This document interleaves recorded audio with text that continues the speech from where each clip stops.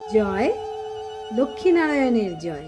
তো দেখতে পাচ্ছ নারায়ণ লক্ষ্মীকে নামিয়ে নিয়েছি একসাথে, একদম দুটো নারায়ণ দুটো মা লক্ষ্মী। তো সুন্দর করে এইবারে আমি ঘি মধু একদম মাখিয়ে দিলাম। তারপরে আমি একদম দুধ দিয়ে সুন্দর করে স্নান করিয়ে দিলাম।